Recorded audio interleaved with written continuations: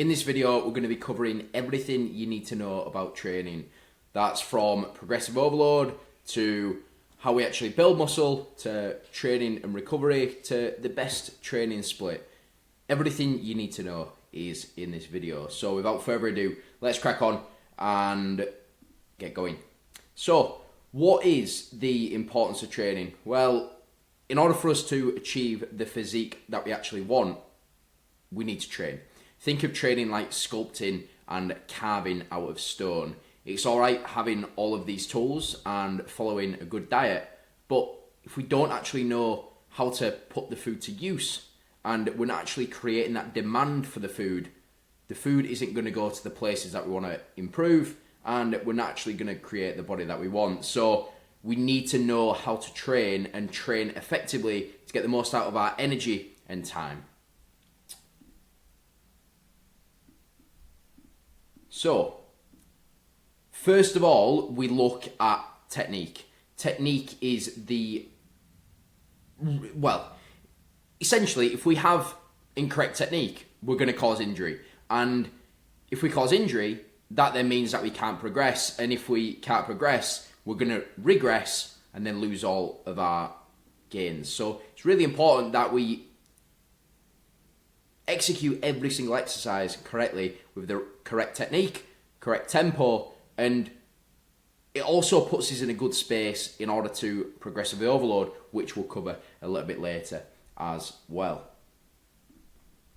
So these are just a couple of common phrases or words that we use. So load is the amount of actual weight that we're using on either a free weight movement or using a machine as well. And in order for us to create mechanical tension or stress, put stress on the muscle, we need to adjust the load accordingly to fit the correct rep range. So standardizing our form.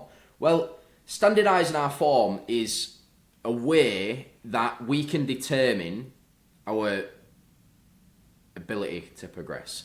And if we're not standardizing our form, how can we determine that we're progressing? Well, we can't, because one week you might have done, let's say, 10 reps on the leg press and you had a 2-second negative, which is a 2-second eccentric going on the way down. But then the next week you got 12, but actually you only had a 1-second eccentric. So the total time that you actually spend in that set was probably shorter on the second week because you increase the speed of those eccentrics, and therefore you put less stress on the way down, but that then allows you to move it for more repetitions. So that's why we standardize our form. We need to make sure that every single rep is the same, so then when we progressively overload, it can then be a true measure of progress. So I'm going to give you it right here, right now. The most important take home is, can we train with intent? Can we train with intent consistently? And do we have a nutrition plan which works alongside that to help us with our recovery and help us progress inside of the gym? So in essence, any training split, any sort of technique works as long as you can train with intent consistently, recover from it, and you have a nutrition plan which works hand in hand with that.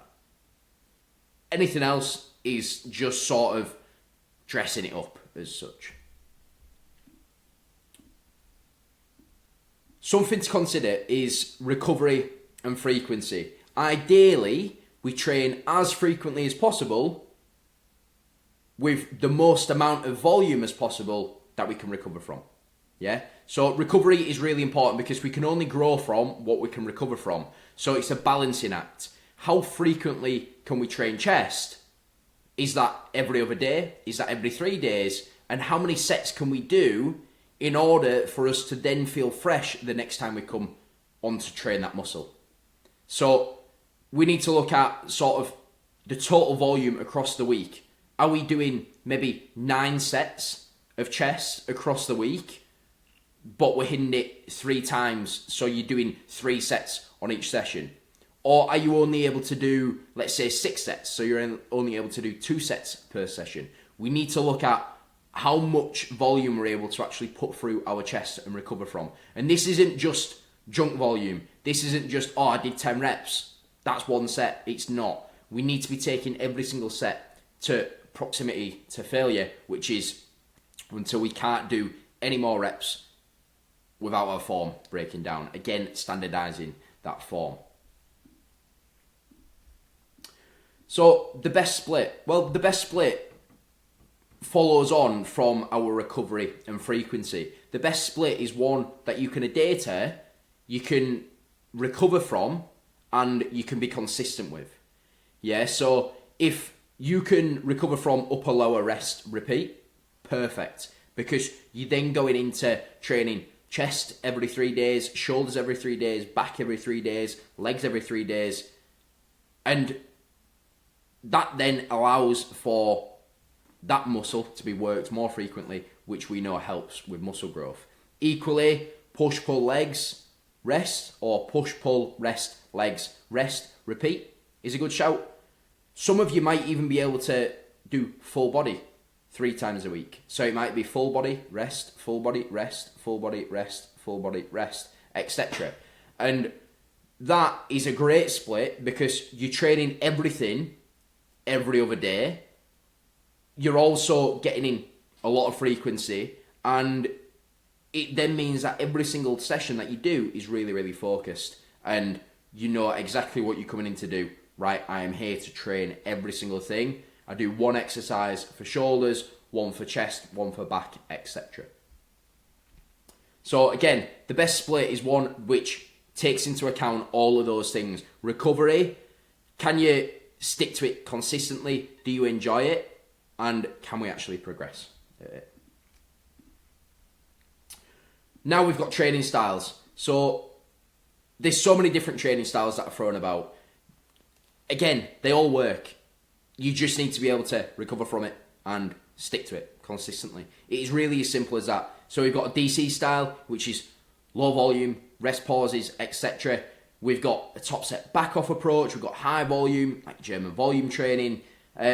We've got metabolic training, circuits, functional training, cardio. All of these things are great. They all do what they need to do if the effort is applied.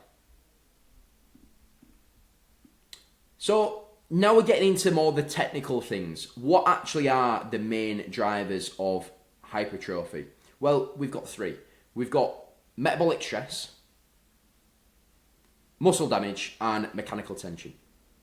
So a combination of these 3 things, if we think about it logically, a combination of these 3 things is what we ideally want to involve in our training to therefore allow for the best progress and the best results.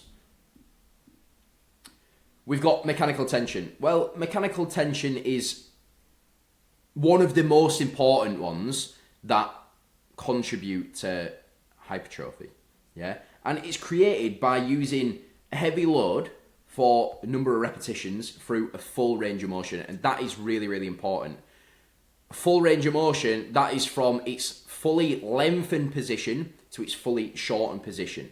And partials do work, we're going to get onto that a little bit later, but it's really important that in order for us to create mechanical tension, it needs to be as much load as possible in that given rep range. So if you're working in a 5 to 9 rep range, picking the maximal weight that you can use safely and effectively to fail within that 5 to 9 rep range.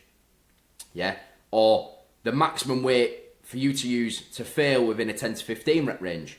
Yeah, and that's what we're getting at. It needs to be the maximum weight that we can safely use in that given rep range, and then be able to progressively overload, which is, in fact, I'm covering that later on, so you're going to have to wait and see. And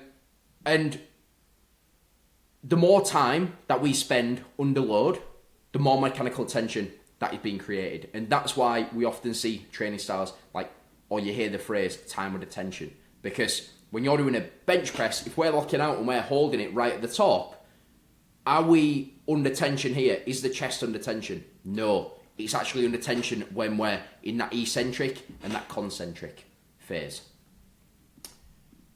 The next one is muscle damage. Well, muscle damage is a result of taking a muscle through its eccentric and concentric. So it's very, very similar to mechanical tension. In fact, they both really go hand in hand.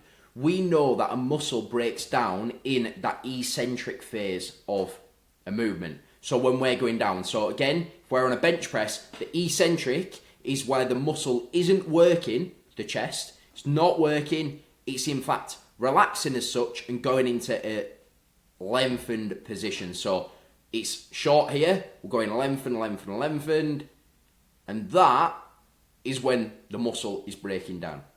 Yeah? So DOMS is often closely linked to the amount of muscle damage that has been incurred on that muscle that you've just trained. So we tend to see DOMS after maybe 1, but normally 2 days after training it. Yeah. And muscle damage, that's why you see a lot of people where they do just eccentrically loading exercises. So that might be where they do perhaps 10 reps on a bench press, someone then helps it up, lets you go down nice and slowly. Is it the safest thing? Potentially not. But is it going to do something? Yes, because it is eccentrically loading the muscle. And that's when we know the muscle is actually getting broken down. Just skipped one accidentally. So metabolic stress, this is created through slightly higher repetitions, using lighter loads and a variety of different intensity techniques. That could be a rest pause, drop set, superset, giant set, etc. So this tends to be when you feel the lactic acid and the metabolites be building up. And again, a variety of mechanical tension, metabolic stress and muscle damage, those three are really, really important to use in sync to help yield the most progress. But what can we do? Can we use all of those three in the most sensible way possible in order for us to recover from for our next session and continue progressing session after session? And that's the balancing act that we need to find. So that's why we always say, I believe it might be the next one, we need to track our progress. What weights have we used? Have we perhaps done 60 kilo bench for 10 reps and we did a drop set after that? Well, next session, did we feel fatigued? Well, if we felt fatigued, we might, rather than doing 3 sets of that, we might bring that down to 2 sets. Or has our sleep been off? Or has our nutrition been off? But if all of those have been nailed and we felt under-recovered, it might be worth bringing your volume down and tapering it down. Equally, if we feel good and we're progressing at all of our lifts, we're doing 60 kilo for 10, the next week we're doing 60 kilo for 11, etc. We might want to throw in another set. And it's all about assessing recovery and making sure that we're creating a longer runway as possible to progress and build muscle. So you could use a logbook or you could use my app, which I offer to clients. Show me App Store, TrainedByJak. And we've got to be pushing the limits. We've got to be seeking more every single session. Don't get me wrong, there are times where we need to pull back and I just look at taking a few days off. But when you're in the gym, that's the time to really push the limits because we grow through what we go through. And as cheesy as it sounds, it's true. If you're not putting any stress on the body, you're not going to actually force that adaptation. So partials, drop sets, supersets are all great because they're all putting metabolic stress on the body.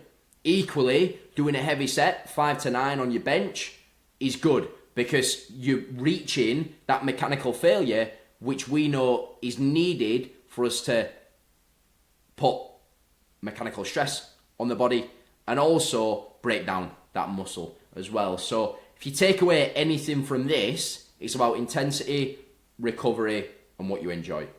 And can we be consistent? That is the most important thing.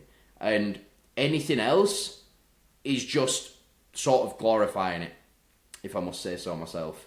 And I know that a lot of other people agree with that, because everybody says this way to train is the best, this way to train is the best. There is no best way.